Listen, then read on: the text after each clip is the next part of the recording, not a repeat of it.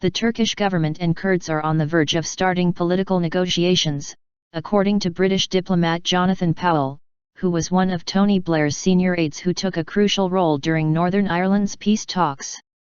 You are on the verge of political talks. Now you cross that no man's land, Powell told Daily Hürriyet, when asked about the current position of the Kurdish peace process in Turkey, while expressing his optimism about the negotiations. You are about to get into political talks, he said, noting the parties in the process had crossed a difficult bridge. In a historic joint press conference with the government on February 28, the People's Democratic Party, HDP, announced a call by the Kurdistan Workers Party, PKK, leader Abdullah Öcalan for the outlawed group to hold a congress in spring to discuss disarmament in Turkey, calling for a reinforced ceasefire.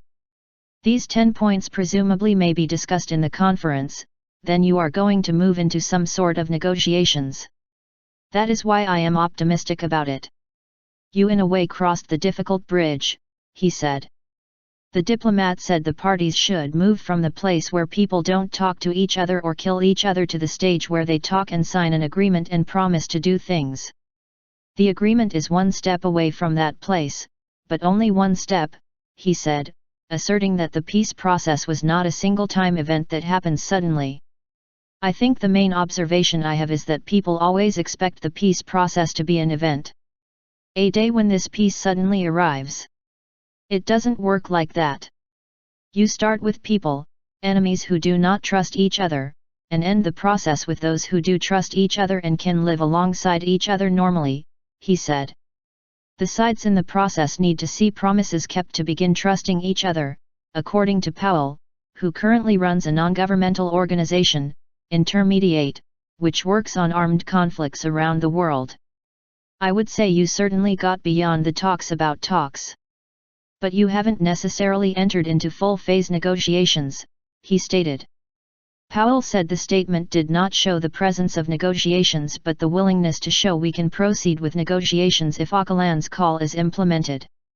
He admitted the picture appeared very complicated, with the government claiming the message was implying disarmament, while PKK leaders have insisted the solution about democratic means must come first. Plus they have a battle going on in Syria and won't lay down arms. It looks very complicated, he said, but added the exact meaning of the text was not important as long as people start to talk about laying down arms. The good news is that everyone is talking about the end of the armed struggle. You haven't yet worked out how the end of the armed struggle is going to happen, but now you have got that commitment at the end of the armed struggle, he said. The diplomat also suggested the Turkish government's allowance to Kurdish fighters to pass over its soil to fight against Islamist jihadists in Rojava strengthened the trust between the factions. Powell also praised former National Intelligence Organization, MT, Håkon Fidan for his work in an approach to the process, likening Fidan's role to his own actions in the Irish peace process. I have got the highest respect for him. I think he has done a remarkable thing. I think he deserves a huge amount of credit for what he has achieved, he said. However, he added, he personally thinks the changing of personalities assuming a crucial role in the negotiations could have an adverse impact. It is very difficult to change personalities in a process like this because the trust is not built up between institutions. It is built up between individuals, he said.